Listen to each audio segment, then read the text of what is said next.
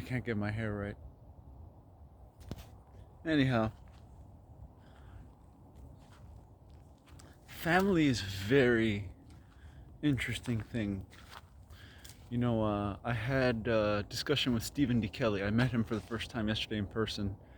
That's pretty crazy. Um, and at one point we got into this discussion about,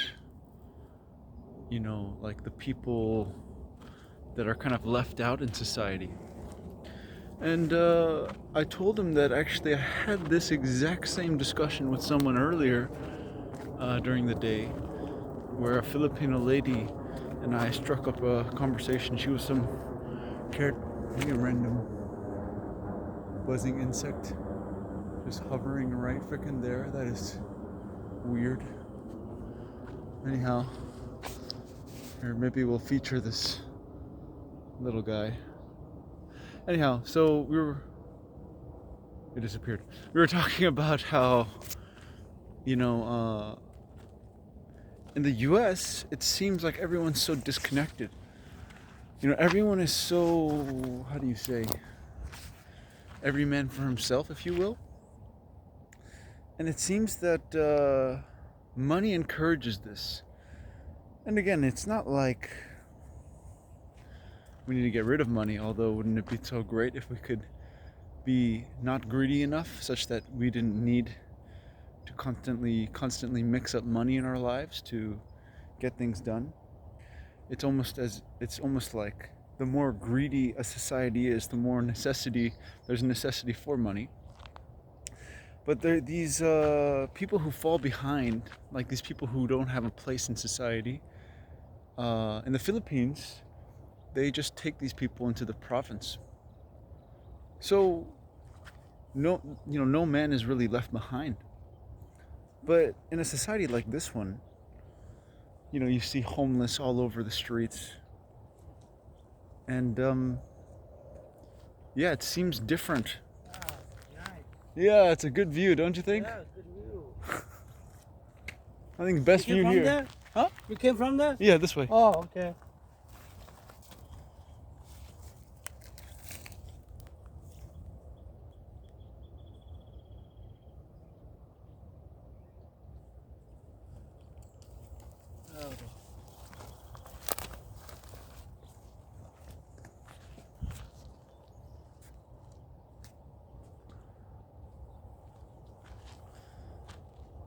But yeah, so within family, you can almost take money out of the equation, right?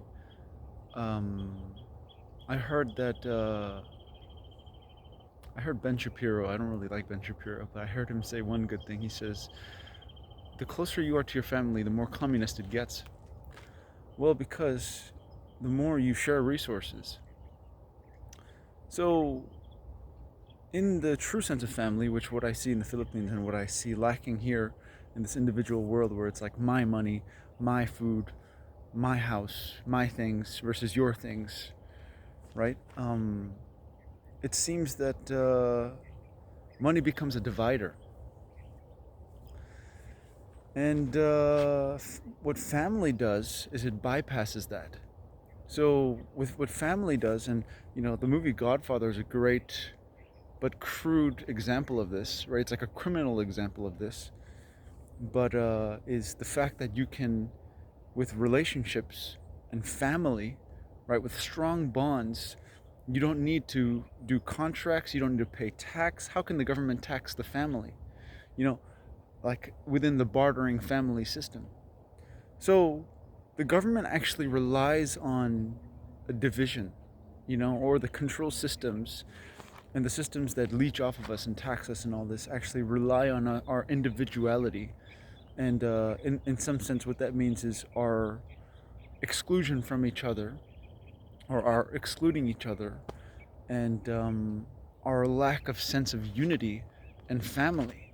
So again, as I'm talking to Stephen D. Kelly, we hit this node and this chord where we're realizing that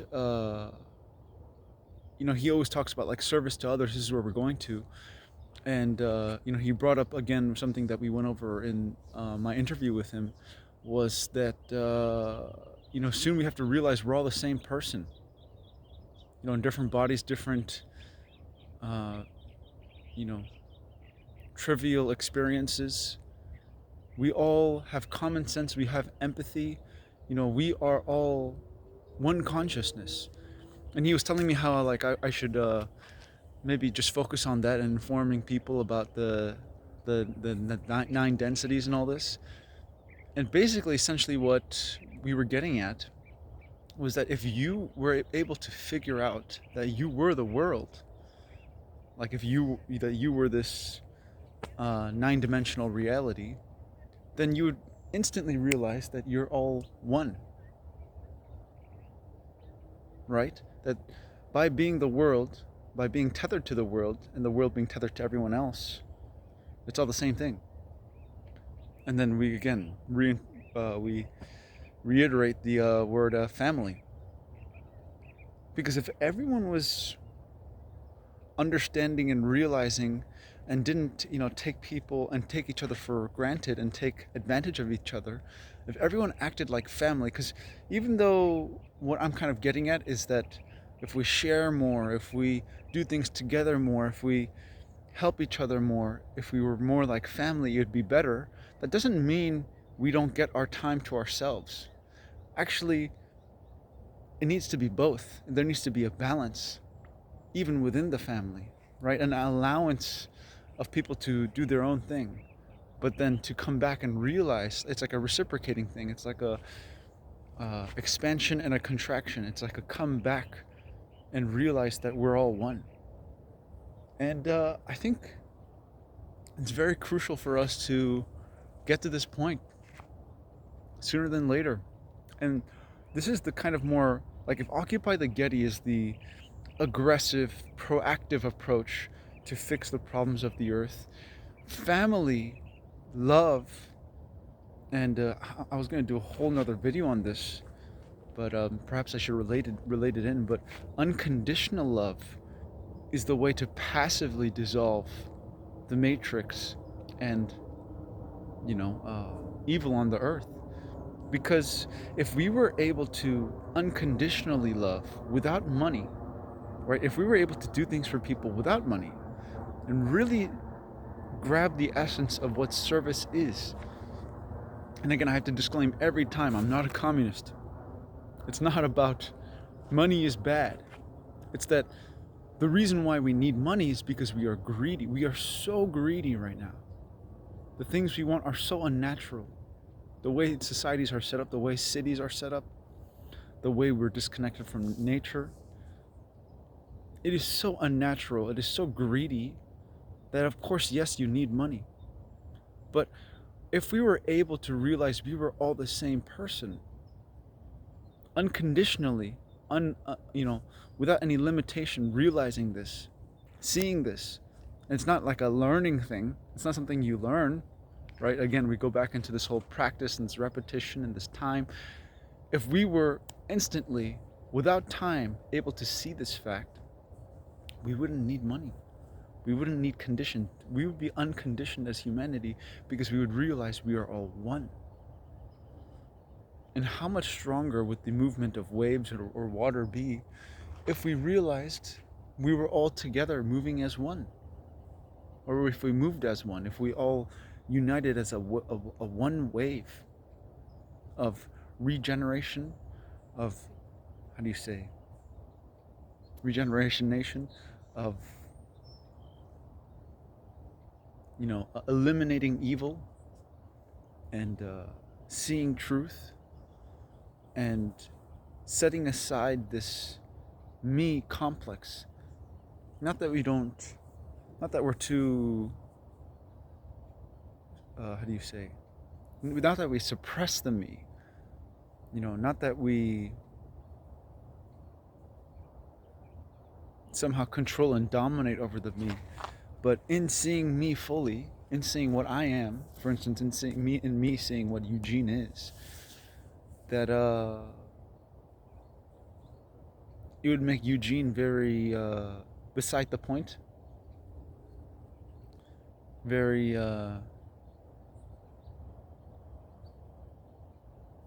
you get the idea. not unimportant. I mean, that sounds crude, but it's like, it's all of us. It's not about me.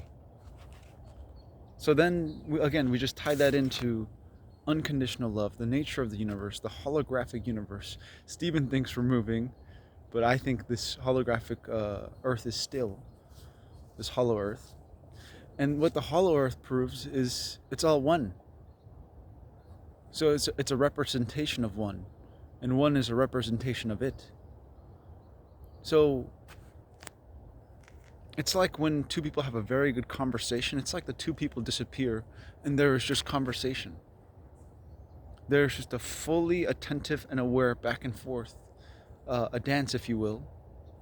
And the two resistances of each side disappear. So it's not about right or wrong, but it's about a continuance. It's about a finding. It's about a search together, a questioning together. And that's what I wish my videos and my message will do to you. So that we inquire into this nature of, again, unconditional love that is unstoppable. Family is unstoppable. It is free of conditions.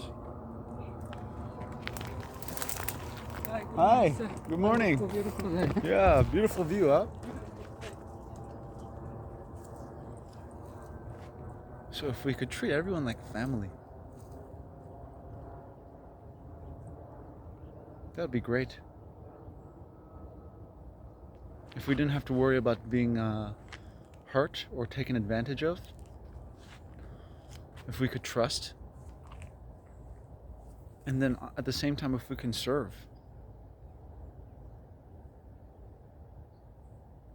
By being ourselves, if we could be transparent, hollowed out, and then we get the halo. If we could be totally clear, yeah. So, unconditional love, unconditional energy, family.